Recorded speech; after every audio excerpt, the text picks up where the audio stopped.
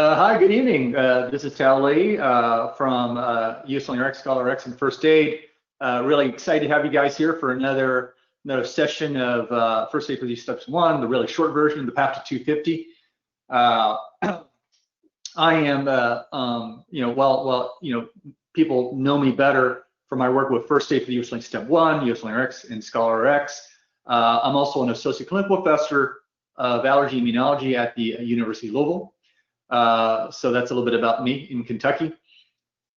Alrighty, so let's jump into the presentation here. So this is actually the first word in First Aid for USMLE Step 1. It's been that word for 30 years. I think it's really apropos these days, given all the insanity that's happening around us with COVID and and some of the social unrest and obviously everything that's been related to that, that's also impacted the USMLE. So with all this swirling around you, you do need to be deliberate, gather yourself up, be able to be really think and focus about what you want to do and how you want to accomplish it. And so we'll talk about that in the next 40 to 50 minutes. So what is our agenda for this evening? We are going to do quite a few things here, and I apologize that this presentation has gotten longer because of some of these really critical issues, but we'll try to do our best to cover it and then stay on a little later if necessary to answer your questions. But we are going to cover some of the basics of the USMLE. We're going to talk about defining goals. Obviously, there's been a lot going on with USMLE Pass-Fail and some updates to share with you. Timelines for studying and approaching each subject, prep resources, additional study advice. Obviously, how do you cope with COVID-19, especially since it's disrupted a lot of testing for many students and IMGs. Talking a little bit about Rx Coach in particular, and then some changes that we've made recently to Rx Bricks and Rx 360 and Rx 360 Plus. And then at the very end, there is a raffle and a special offer. And you actually have to be there at the very end to claim your prize because we do it live. There will be 2 drawings for an Rx Coach package with Rx 360 Plus, which is worth roughly $1,000. So please hang on for that, and you might you might be lucky to get a very special prize. And then, as I mentioned, we'll hang on for some questions at the very end. All right, so I'm going to start off with a couple of questions. I want to know who's here tonight. So I want to wake you guys up, and I'm going to share a poll question. So I want to know who's out there tonight. So take a minute and tell me if you're a student in the U.S., internationally, where are you?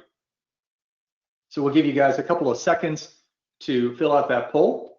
So far, we've had about maybe 20% fill that. So we'll open it up. We'll keep it open for a good 30 seconds because it does take a little time to process the data as it comes in.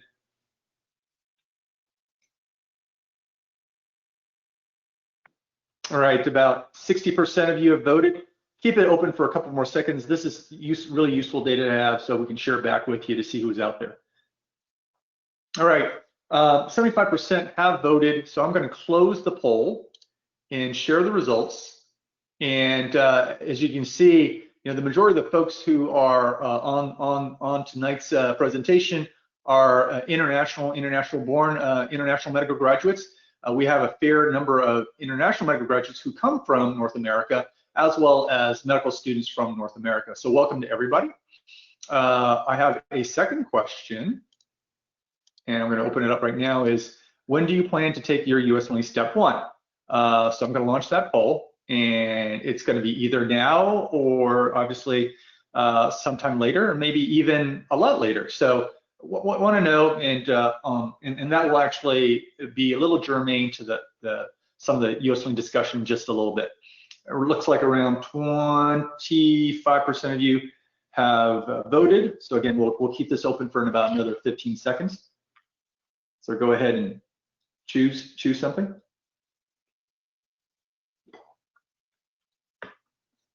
All right, 70%. So Most folks have voted, so let me share the results. All right, and you can see the majority of folks are going to be taking in 2021, it's around half. A big chunk will be taking it now or in the fall. We're kind of getting past the hump, but obviously with COVID-19, a number of you folks have been rescheduled. And then there are some folks that are thinking about taking in 2022 or later. And we'll talk about the significance of all that. All right. So let's talk about the basics of the USMLE Step 1. This is a 1 hour test. I mean, sorry, a 1 day test. Take that back here. 1 day test, 8 hours in total, 7 1 hour blocks with 40 questions per block. So for a total 280 questions. And you get a minimum of 45 minutes of break time. So that is a minimum. So this is a schematic of those blocks. This is the orientation block. And you're actually assigned 15 minutes for that block. So, if you keep in mind that this is the same orientation material that you get if you download the software from USMLE.org, and you just go in and use that to calibrate your headphones, then you will be able to capture most of that 15 minutes, and then therefore, add that to your 45 minutes of break time and get closer to 60 minutes. And also, if you exit any of the 7 blocks earlier than the 60 minutes, then that time also, goes to your break time as well too. We'll talk a little bit about lunch and how you schedule breaks a little later, in the presentation. All right, great. So let's talk about the question types here. On the exam, it's single best answer, right, are considered A-type questions. Some of them will have multimedia, just a very few actually, and we'll talk about how to handle that, during some of the exam strategy discussion. And you'll notice, not surprisingly, and I think we all know that most of you know that the vast majority of the test items have clinical scenarios or some sort of problem-based scenario. And not only that, they incorporate multi-step reasoning. So in other words, you have, they integrate multiple types of concepts together. It may start with some pathology, and then it goes to mechanisms of some genetic mechanism or pathology and diagnosis, and then diagnosis to treatment and so forth. So, here's an example of a multi-step question. So a 32-year-old Caucasian woman presents with a 5-day history of occasional double vision and bilateral ptosis. And then it asks, and this is called the lead-in, then it asks, what is the most appropriate diagnostic test? And so, when you look at that question, you instantly realize that it's not a single step question. Well, so how many steps is it? Well, let's map it out, right? Step 1 is, of course, make the diagnosis, right? And then, once you can make the diagnosis, then you realize that, really just the next step is then, well, once you have a suspected diagnosis, how do you confirm that diagnosis? So then you have to, come up with the test, right? So in this particular case, with this young Caucasian woman, relatively new onset of double vision, which seems symmetric, and with the bilateral ptosis, around the eyes, you're likely going to be suspecting something like myasthenia gravis. In the differential, you might also think about something like multiple sclerosis, but they tend to have, unilateral findings. There's a slight preponderance, there's a bit of a preponderance for African Americans, but they certainly can show up in Caucasian women as well too, and men. So, in terms of the most appropriate diagnostic test, the classic test, though it's been phased out in the U.S. and certainly I think a little less popular in the world, is what's called the Tensilon test, or edrophonium, which is a short-acting acetylcholinesterase inhibitor. In the U.S. these days, it would probably be an anti-acetylcholinesterase antibody assay, right? So lots of A's for alliteration there. So, but again, that's a example of a 2-step question, which is probably the most common multi-step questions as on the USMLE. There's still, by the way, a fair number of single-step questions. There are some three-step questions, and you'll also get problem-solving questions where you're given data and you're playing the epidemiologist or you're playing the scientist, and you have to interpret the data, as part of the scenario. All right. So let's talk about the actual interface. So when you go to the Prometric Center, if it is open, you're going to see an interface that looks like this. They'll be running on Windows PCs, and you'll see obviously the question. And in this particular case, it's got the case here. So that's also known as the stem. And here's the question again. Commonly also known, as the lead-in. And then you've got your answer choices, of which there's a minimum of 4 answer choices, but sometimes you can see, more commonly you'll see 5, and sometimes you'll see 6 and 7, occasionally 8 answer choices. About 15 to 20% of the time, you'll also see some sort of visual information, whether it is clinical imaging or a diagram, that is part of the scenario, right? You've got your navigation tools at the top, navigation on the side as well too. You've got your very, very important block time and time remaining at the end of the day. And then there's obviously the ability to exit the test and the ability to lock the test. When you lock the test, if you need to use the bathroom, for example, in the middle of the test, the timer will keep running. If you are exiting the block, be very, very careful, because once you exit the block, you cannot go back and change the answers to any of your question, right? So just keep that in mind, all right? And as I mentioned, if there's any time left over when you exit the block, that goes over into your break time. All right, so let's talk about scoring and pass-fail rates, passing rates. So currently, passing is, let's see where I lost my, passing is currently 194. And that's actually been stable for a couple of years. It'll be interesting to see if they try to change it, given that the pass-fail change is coming right up. So I suspect that's probably going to be stable, but that's just a guess on my part. The mean has been bouncing around 229, 230, maybe even 231, but generally it's around the 230, 229 range. Standard deviation has been very stable at 20 points. If you are a U.S. medical student, almost, essentially everyone passed the exam, whether you're allopathic or osteopathic. If you are an IMG, regardless of whether you were born in North America or not, the rate is lower, but greater than 90% will eventually pass the exam. So that's something to be aware of. With regards to USMLE percentiles, we took the data that the USMLE provided and graphed it here for you for your viewing pleasure. You can see how it scales out in this S curve here with score here in the percentile here, and you can see that at the passing it's roughly 5%.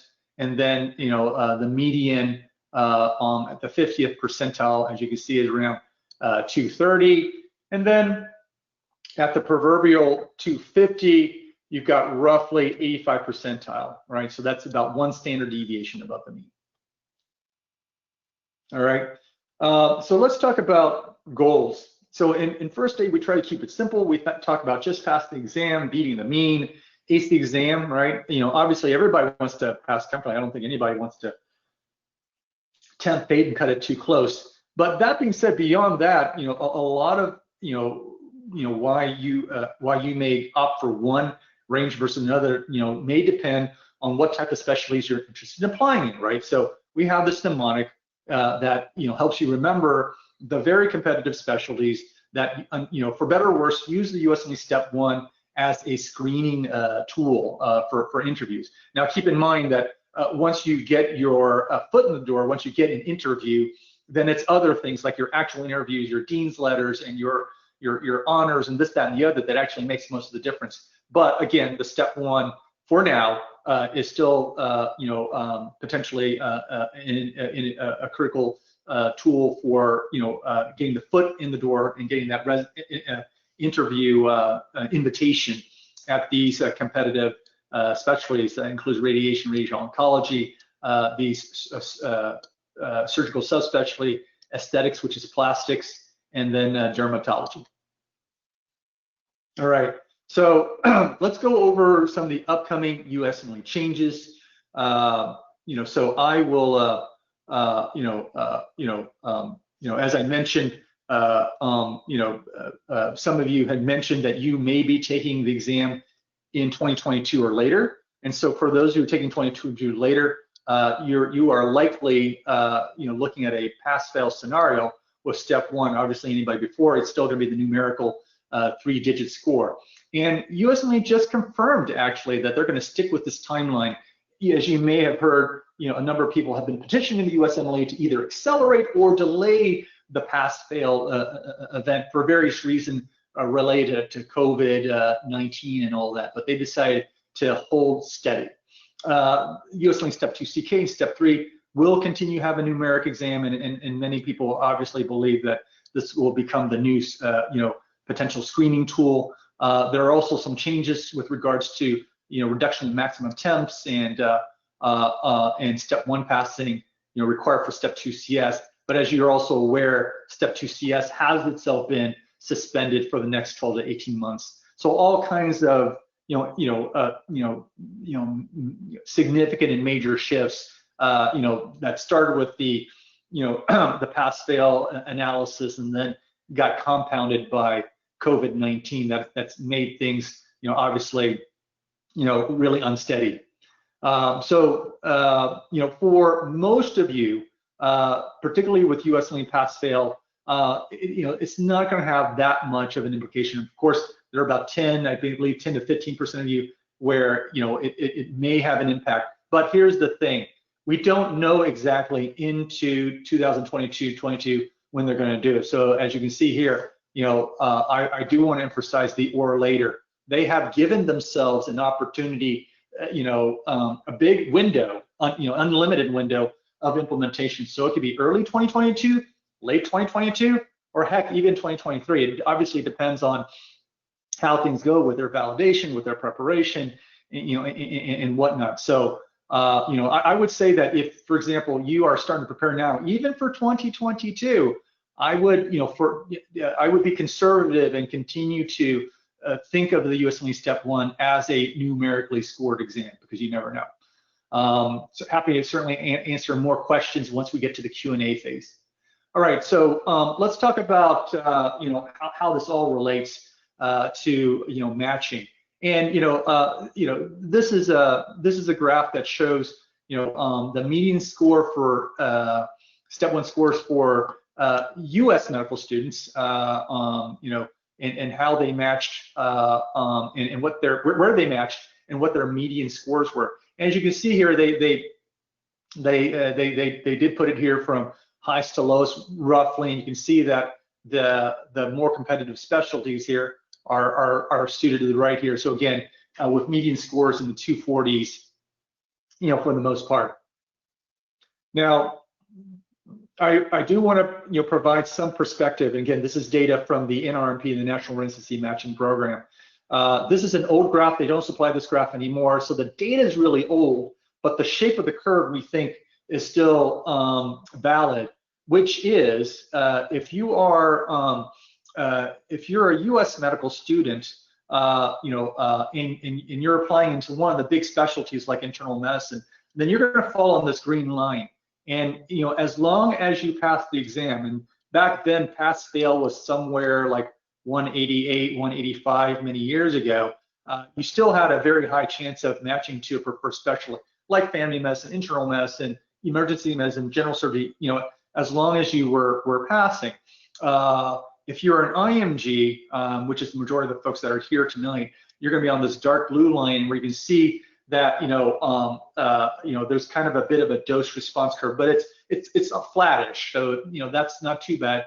But what you'll notice is that passing obviously is not a guarantee. of a position, and even if you score really well, there's still a chance, right? So you can see that it doesn't quite approach 100%. If you are a U.S. medical student that is interested in like otolaryngology, which is what my brother did, then you have this deeper response curve here.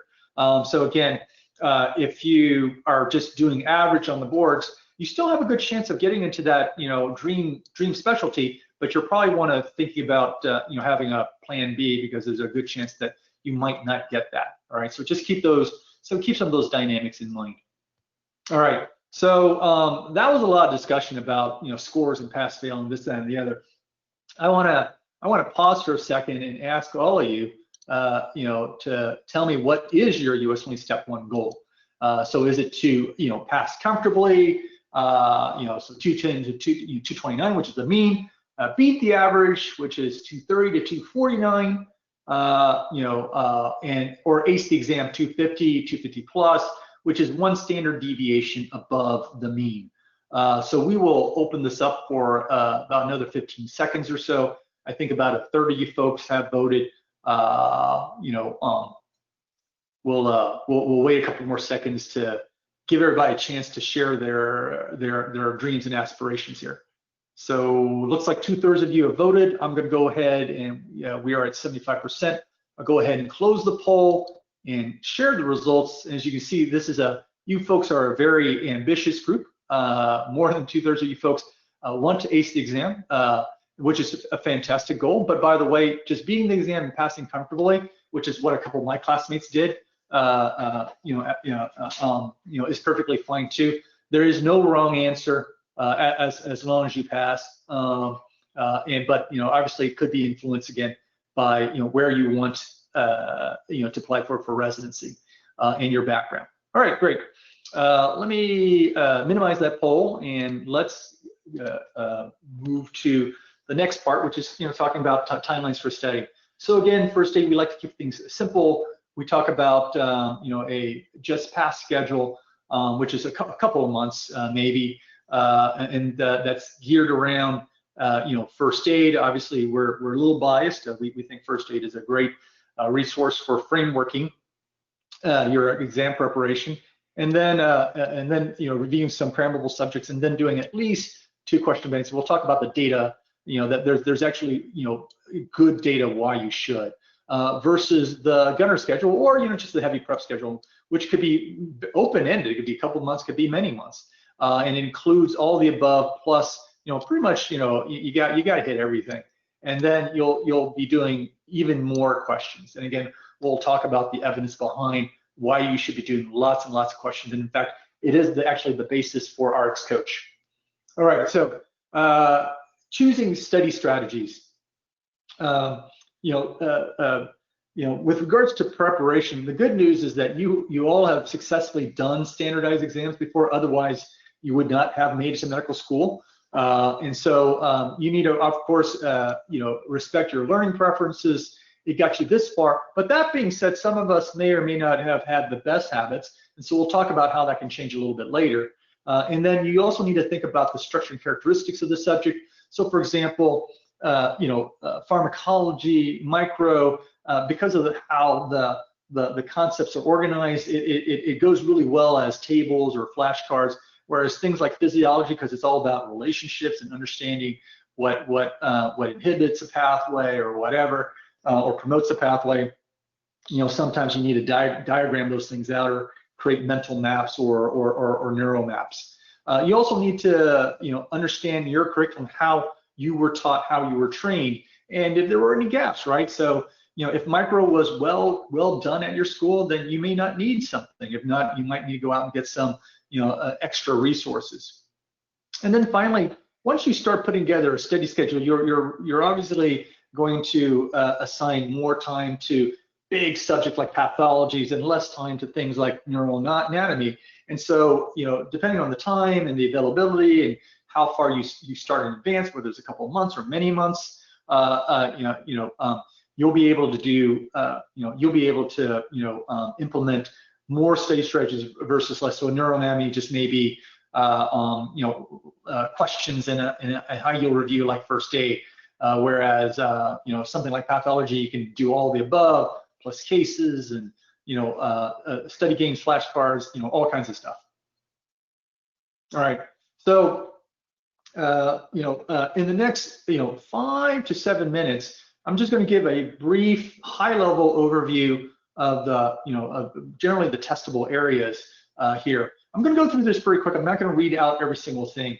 These slides are available on my website at firstaidteam.com. I'll show you where that is and how you can access this. So don't try to take all these notes down or just screenshotting away, because it's all available online anyway. But I'm going to hit the highlights, and I'm also going to point out a couple of recurring patterns and themes that you're going to see as you go across these disciplines, which obviously map very well to organ systems. So the first theme to be aware of is that the USMLE favors anything that can be tied to a clinical scenario. So when it comes to anatomy, right, they may actually be testing you on McBurney's point, or what are the layers, what layers you're going through for an LP, anything that's practical, right? Where it's actually helpful to actually know the anatomy, what a concept, right? There are some areas within anatomy, like neuroanatomy and embryo, classically taught in these areas that are also high yield, because it tends to be a discrete area, domain of testable knowledge, and so they generally don't go too far unless they're really trying to toss you a doozy here, and so it's easy to prepare for that, or easier to prepare for that. With regards to imaging, again, it's going to be clinically oriented. So you're going to be seeing X-rays, CTs, MRIs, electron micrographs, and as opposed to cadaveric anatomy, again, because a lot of this stuff, even though this is quote unquote a basic science exam, is actually clinically oriented, right? Biochemistry, moving on, is crammable. It's one of a couple of crammable areas. We'll get through them. We'll explain why, because again, the concepts are arranged in such a way that that it's easy to study, them, particularly like metabolic pathways, right? So you need to know about regulatory enzymes, substrates, what's the start of the pathway, end of the pathway, and what happens when the pathway goes wrong, right? And then of course that ties into, again, the clinical application, right? They're always looking for clinical applications. Again, most of the scenarios are clinical based. There are some quote unquote laboratory based scenarios as well too. So that goes to pathobiochemistry. And then, as I mentioned, with the laboratory scenarios, you got to know the laboratory techniques, right? Like RT-PCR, ELISAs, flow cytometry, and stuff like that. That underlie modern medicine and modern, bench science, because those are the types of things that they expect you to see in journal papers and so forth, once you graduate from medical school and have to make clinical decisions yourself based on the evidence. All right, microbiology, as I mentioned, like biochemistry, is also crammable, because again, things like distinct characteristics, target organs, method of spread, vectors, treatment, animal reservoirs and whatnot tend to be recurring concepts, with all the bugs and so forth. Do keep in mind that it's not all about bacteriology.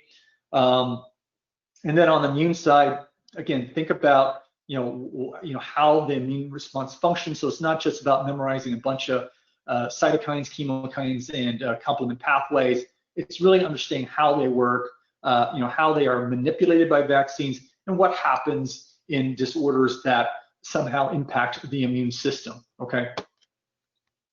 All right. Pathology is a really big topic area. Obviously, it's a its tentacles wind almost through all of the preclinical curriculum. But obviously, if you want to do well, you got to have a mastery of pathology. And so the key thing with the presentation is that For rare or unusual conditions, they do tend to stick with the hallmark characteristics of the presentation. If it's something that's much more common, like myocardial infarction or asthma, they will show the variants, on that. And so, you need to realize that for certain diseases, they don't necessarily present classically, right? So a child that comes to you with a chronic cough may actually be having, cough variant asthma, and without the classic shortness of breath and wheezing, right? So you got to keep those things in mind, right? As part of your differential when you're reading through those clinical scenarios. When they do present, information about gender and so forth, they are, if it's closely tied to where you think it's going with the diagnosis and whatnot, then go for it, because they are not trying to do what's called red herrings, right? So they are not purposely trying to throw you off the scent. That being said, some of us, do forget that there are certain things, that, diseases present many different ways, right? So, do not fall in the trap that thinking that only sarcoidosis presents in, African American women. It can present in white guys too. So just keep that in mind, right? So just factor that in when you're looking at these these patient descriptions. First aid is obviously filled with mnemonics and trigger words and so forth, and buzzwords, but of course on the USMLE they're going to provide the clinical neutral descriptions, and you're just going to have to be able to say, oh yeah, that's actually the Janeway lesions or whatever it was that we described in first aid. So make sure you can recognize all the key findings, in a kind of in their neutral language. As I mentioned earlier, about 10 to 15% of the questions will have gross specimens, photomicrographs, and so forth. And then there's a couple more percent will be diagrams and whatnot. And as I mentioned, a handful will have multimedia. What we generally say is, when you are, when you are finally looking at the STEM, and there's a 6-7 step process that we go through that our coaches can tell you about. Once you actually look at the actual question, when you're looking at the STEM or the case, look at the case first before you look at the images, because the images often don't have enough orienting clues, and so so go with the case first, then look at the images or the multimedia. And actually, the majority of the time, a lot of students tell us that they're able to answer the question without actually looking at the images. So keep that in mind. All right, pharmacology is grammatical, as I mentioned, like biochemistry and microbiology. Again, because in terms of the repeatable concepts that come up over and over again with the drugs and therapeutics, you're going to be, they're going to be talking to you about and testing you on mechanism of action, clinical use, clinical indications, adverse events, toxicities, drug-drug interactions, hypersensitivities as well too.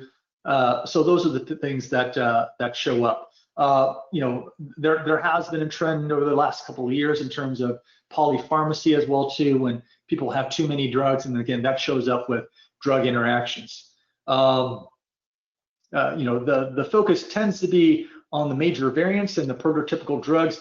If you want to get that closer to that 250, then obviously you're going to be looking at the minor derivative drugs, but in no case do you need to know the trade names or the dosages unless it helps you from a kind of a mnemonic, type memory aid type level. All righty.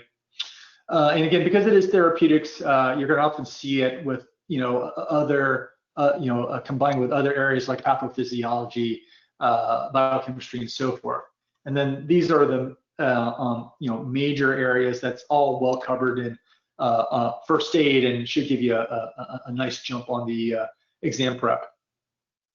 All right, great. Physiology, as I mentioned, tends to be concept oriented, so it's not really like grinding it out and memorizing lots and lots of stuff that doesn't make sense. There's actually a lot of logic involved, and so you got to think. So that's why diagrams tend to work well, because you can kind of logically go from cause effect and understand, again, like I said, the different pathways with regards to what stimulates a hormone secretion or what inhibits it, and that type of stuff. And again, this is tends to be integrated with pathology, ergo the pathophysiology, and with clinical diagnosis. And so you're obviously going to see this mostly with clinical vignettes. Psychiatry, in this area includes related fields like psychology, sociology, psychopharmacology. We tend to focus on mood disorders like depression and so forth, but there's a whole number of other psych disorders that are high yield and that are well covered in first aid, or at least we give you, again, that start.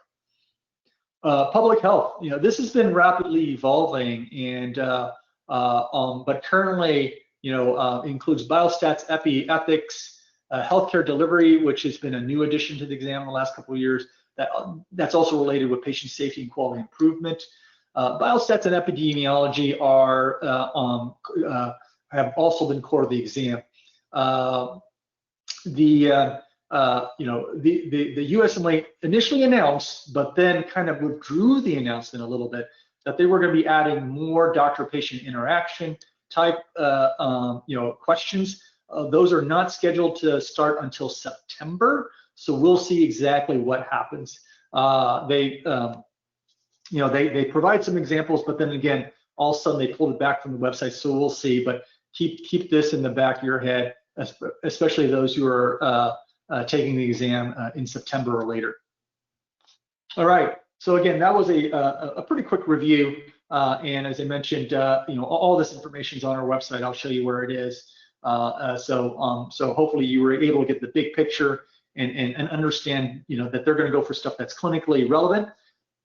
And also, as I should mention, and it stands order, that they're going to try to force you to integrate those concepts, as it is. That's really all part of cognitive integration, and that's how we synthesize and we become adaptive learners in the future, is by taking all those facts and then making meaningful connections between them, especially between disciplines and organ systems.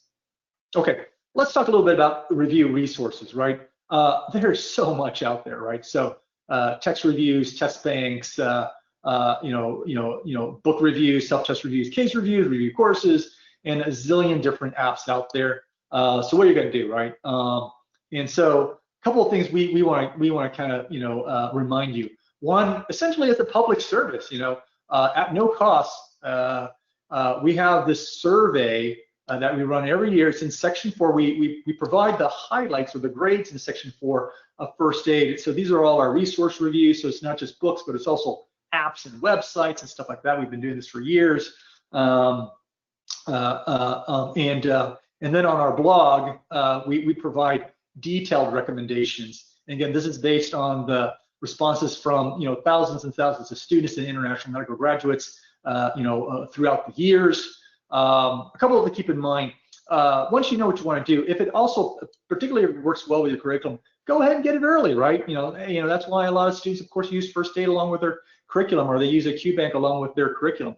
Try not to overbuy. A lot of these things these days are on demand, or you can, occasionally if you need to save a little dough, you can, borrow it from the library or whatever. And then also keep in mind that, especially for certain book series, there's some variability. Some things are good for some things, and some things don't work as well for others, right? So so keep that in mind. All right, so let's ask another question. Just want to make sure you guys are awake and I didn't just overwhelm you guys with just information or bore you guys to sleep. What kind of resources are you thinking about using as you're preparing for the exam? It could be none of the above or all of the above. So do take a couple of seconds and check off the things that you'll be using. And I want to hear from you about what you're going to be reaching for in the next couple of weeks, months, and then again, I will share that with your colleagues. Again, everything's anonymized. We don't know who's putting this in, but it helps. It helps so you can share with each other.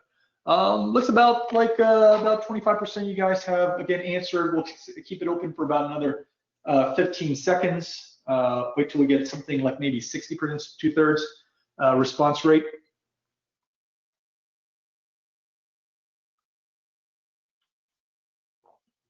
Okay, looks like 70% of you guys have answered. I think that's good enough. Let me go ahead and share the results and show you what you guys are doing. Almost everybody's doing question banks. Essentially, everybody's doing question banks. Most folks are doing review books like First Aid, and also most are doing videos as well too. Excuse me. Fair number are doing flashcards and apps. So that's been pretty consistent with our last couple of surveys as well.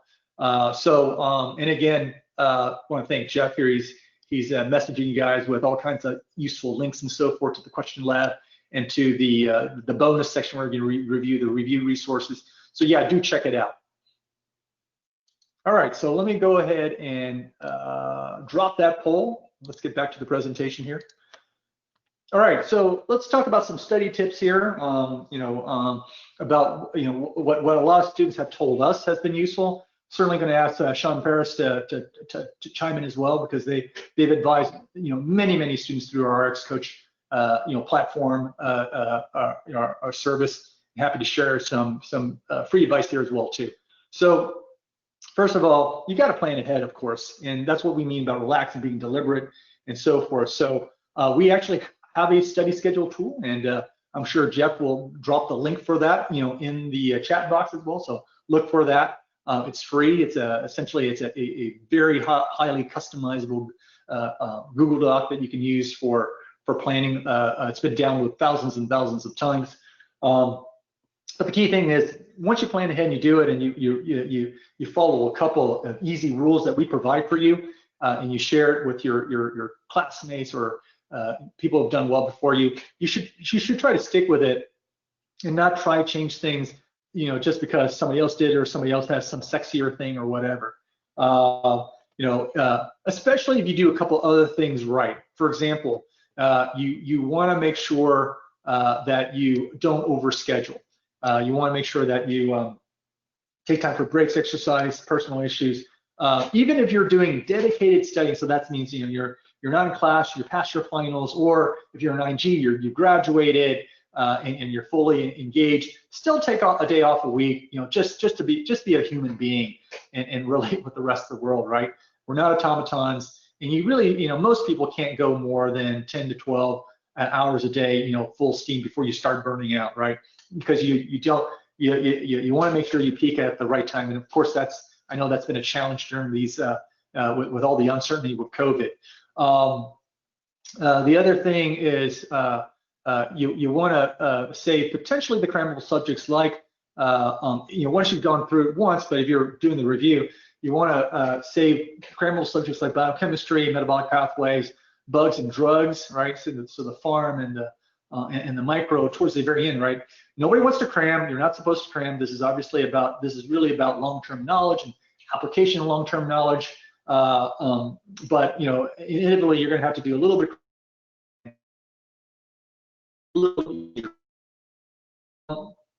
And then also, as the other thing that'll kind of help you stabilize your study schedule is focusing on stuff that you already know, right? Focus on that first, because that's going to be much easier to pick up versus something that you've already learned before, right? Even if somebody says it's high yield, right? And then lastly, try to integrate and apply everything. So I mentioned that, again, so think about how the anatomy ties to the mechanism of disease, or how the pathology ties to treatment, or how the pathology ties to the physiology. So integrate everything you can that makes sense, okay? One more thing about putting in time for scheduling. I'm sorry, scheduling, not overscheduling. I would also consider, especially if you're doing some long-term studying, to try and make sure that when it gets close to the exam, you have a week or so, or maybe a little bit more of unscheduled time, so that you've got the flexibility to do some more self-testing, or or be able to review certain critical areas that you're not testing well in, or you weren't able to get to when you were doing the primary exam review. As I mentioned, if you can do that, if you stay really relaxed and grounded and deliberate in your focus, you should do fine. And we do have this checklist in the front of First Aid right after the acknowledgments and all that stuff, but before section 1. That'll help you keep track of your progress and preparation. So I've said quite a bit there. I'm going to ask Sean Paris to see if if they have any additional advice or they've heard of anything else along these areas where they've been where they've given advice to students and want to share it with the group here. Sean Paris? Yeah, so thank you, Dr. Lee. One of the things that I always like to tell students is a lot of times students don't want to take an NBME because they feel like they're not ready for the NBME. Remember that the NBME is there for you to help get ready for the test, and that even though you may be unhappy with the score you get on the NBME, you get a lot of data from that NBME that can help you prepare and get ready for test day. So use that tool, don't be scared of it, take it frequently and use it for what it's there for. Great, excellent. Any other comments? All right, let's move on. So just a couple of thoughts with regards to preparing during COVID. And again, this was prepared by our awesome Rx coach team. Again, they've been coaching, many students and helping them through, these really challenging times. So, as I mentioned, take care of yourself. We talked a little bit about that. And so this is some general advice about that. All right, I won't read through it, but this should be very familiar. But sometimes it's easy to forget to do these things. Again, many folks have had their exam delayed and then perhaps even further delayed because they have to start clinical rotation and then come back later to try to get the exam. So, we hear you and we know this is challenging, and we know that it messes with a lot of your schedules, especially when you're trying to peak at the right time for the exam. So a couple of things is, you gotta try to keep a certain amount of effort, into maintaining that readiness and then re-peaking again, right? So so ongoing prep, and then extending your study routine, maybe even repeating it, trying to supplement with additional resources as part of our response to the pandemic. For many of you, we've done extensions and so forth to help you through some of these difficult situations.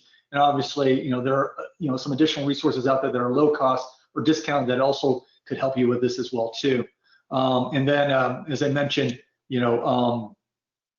basically continually reassessing your testing plan, and again trying to maintain your readiness, and then again trying to peak at the right time. With your by doing additional testing, by also improving our testing skills, which we can actually do. We actually have test taking specialists who actually do this for other medical schools as well. All right. Okay, great. So now let's talk about computer-based testing, right? That's what, of course, what the exam is. They call it CBT. And so, as I mentioned, when you go to the USMLE, they're going to say, hey, you can download the CBT tutorial. As I mentioned, if you do it, you'll save a bunch of time that you can convert to your break time on the exam. There are a couple of keyboard shortcuts. Most people don't use it, but it's all helpful if you don't want to reach for the mouse. And then the key thing is really doing lots and lots of questions and doing it throughout your preparation. And there's a lot of science behind this. Including an article published back several years ago from Purdue University, where they looked at the impact of doing questions. And the technical term of self-testing actually is called retrieval practice. And so this was actually a major study, and it got published. Journal Science was on the front pages of the New York Times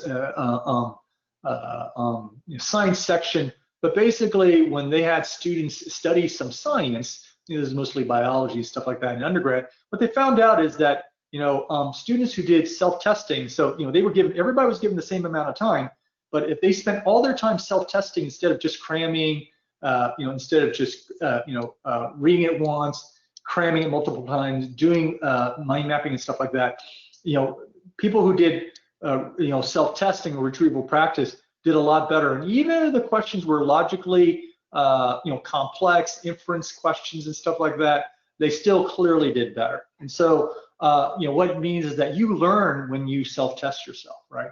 So you know, the bottom line is do more questions. And so with that, you know, then let's actually review what type of resources are out there, right? So of course, the USMLE has a sample exam for format familiarity. There are the NBMEs, as you know, Sean alluded to. You know, technically it's called the, you know, it is by the NBME, but the term is CBSSA, the Comprehensive Basic Science Self-Assessment Exam. I recognize that's a mouthful, and it's also helpful for benchmarking. There is a cost to that. And then of course there are question banks like USMLE-Rx and UWorld and stuff like that that are great for practice study, and actually simulation and can predict your score. Like for example, if you do one of our self-tests, you know, assessment exams and whatnot, we can provide a prediction of your USMLE Step 1 outcomes within 20 points. All right, so let's also talk about the evidence about, you know, behind doing questions and what works and what doesn't work.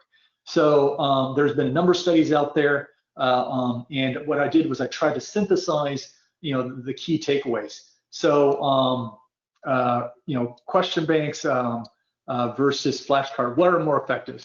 No surprise, question banks are more effective than flashcards. It's not that flashcards are ineffective. Question banks are more efficient because it takes less questions, doing less questions, you know, to get the same result. And also because, you know, the questions in a question banks are obviously much closer to the real thing, right? How many questions do you need to get an extra point on the Step 1? Estimates vary from study to study, but it's roughly between 300 and 450, right? In our own studies with USMLE-Rx, we found that it takes actually only about 260 questions, you know, to get that extra point. So again, Rx questions maybe even maybe a little bit more on the efficient end. How many questions should you do? You know, at this point, we don't know what the top number is, but in one study out of the University of Michigan, students who did more than 3,200 questions in preparing for the USMLE Step 1 did better than those who did not, right? But the bottom line is we don't know if there's a ceiling effect yet. Also, should you repeat questions? Should you do that same Q-bank 3 times? Turns out it's actually not that helpful. Turns out that, you know, the students who had the best effects were the ones that were doing the MCQ only once, right? The reason being is because if you repeat that MCQ, you're often lulled into a sense of security, because a lot of times you can actually get the question right just from the familiarity, because you know what comes next because you've seen that story before, but not necessarily because you actually have mastered the concept, right? So again, make sure if you're going to do more than 3,200 questions, make sure that they are unique. So that's why we recommend doing at least 2 question banks, all right? So you can get well over 3,000 questions, 4,000 to 5,000 you need, right? Then the last thing, again, we had nothing to do with the study out of the University of Michigan, but they found out that people who did 3 or more passes in first aid did better than students who did not. Okay, so that's a quick summary from the published research that's out there. Let's move on to some test day tips, and we're almost towards the end here, and we're gonna get the raffle really soon. So a couple of things to keep in mind when you are, you know, in the exam center that day. You're gonna be pretty jacked up, right? So think about making sure you don't adrenalize yourself, you know, with stimulants and so forth. Remember, you're in an office center for the most part. Now I know that you know, some schools are starting to, you know, some schools have been collaborating with USMLE to administer the exams, obviously because of the variation in terms of some prometric centers being open, others being closed, and whatnot. But again, most of the time you're going to be in an office building type situation, and a lot of times the rooms are going to be cold, occasionally warm, but most of the time it's cold. So you know, make sure you dress accordingly and very flexible so you can stay comfortable whether it's hot or cold. Okay, great. Now, you know, in our technique, you know, that the ARCS coaches talk about, you know, we often talk about taking a look at the lead-in first, so you kind of need to orient yourself, and that's especially true if you're looking at really big questions. There are some big questions there, and so sometimes reading the lead-in, which is the question at the very end of the case before you get into the choices, like what's the most appropriate treatment, or what's the most likely mechanism of action, or whatever. Get that in mind so that you get oriented, when you try to dissect that case. As I mentioned, you've got 45 questions per 60 minutes, so that works out to 90 seconds per question. I generally advise, and I think we coach this way as well too, that when you're looking at a question, make sure you commit to an answer within 70 seconds or so, if you can. Even if you, regardless of how hard or how simple it is, because what happens is if you can do that, you commit yourself to getting through everything. So that means you don't leave anything blank. You also will give yourself 8 to 10 minutes at the very end to go back and solve the the manageable questions, the ones that are hard, but you've been able to rule out a couple of the distractors, and now it's getting back there to see if you can get to something a little tighter. Just keep in mind you can't cover that many questions, so mark off a number of reasonable questions to try to go back and solve. The other thing is lunches and breaks. As I mentioned, you have an opportunity between any of those seven blocks to get up, stretch, whatever. But again, the overall time is going to be running down on you, right? Some people will go a couple of blocks, 2 blocks, then take 2 blocks, take a break, 2 blocks, take a lunch, and then 2 blocks and take a break. Others will go 3 blocks straight, and so forth. There's no right or wrong answer. A lot of it depends on your concentration, your focus, and how your diurnal energy level works, your circadian rhythm. If you want to know a little bit more, if you want to test yourself, you can go into your USMLE-Rx account, for those of you who use us, and set up an all-day exam. You can save some items and put it together in a full-day exam, and you can use that under test conditions to get a better sense of when your energy level drops, so you can schedule the breaks at the right time. Lastly, we joke. Lastly, a couple of things on the exam to know about the exam. Of course, there are going to be some easy questions. That's a given. But also, as you can expect, there are going to be some incredibly hard questions. They tend to put a wide variety of questions. Some of the forms are going to be harder than others, right? So not everybody's going to have very few people are going to have an identical experience when you're trying to compare notes to each other. Because they're obviously trying to protect the security of the exam here. And so with the very, very hard questions that are not solvable, you should know when to call it quits. Try to come to that decision within 30 seconds or not, whether that question is solvable. And if you know for sure it's not solvable because you just don't know the concept, choose an answer. Like in my study group, we all made a pact, that we would just choose C. We called it the C reflex. And we ran to a hard question that we didn't understand. And so again, you'll save that time to use on solvable questions. The other thing to keep in mind is that in the past they have had questions that they put on that are kind of kind of test test monitoring questions. So they use it to they don't score it. They use it to kind of see how the test is performing and so forth. Now, what I have heard lately is they pull some of those questions because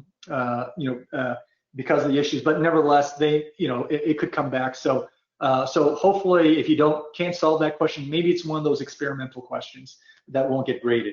Alrighty. Okay, fantastic. So that was a quick whirlwind tour through through the USMLE Step 1 and how to prepare for it.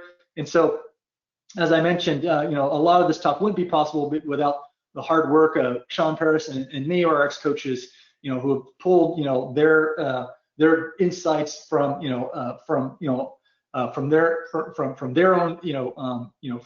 own preparation experiences. These are folks who have, done well, scored really well. A lot of them are also trained and been working with first aid and USMLE-Rx and all of our publications and so forth. They've distilled a series of techniques that they can teach you in terms of preparing for the exam. And you can reach them at rxcoach.com.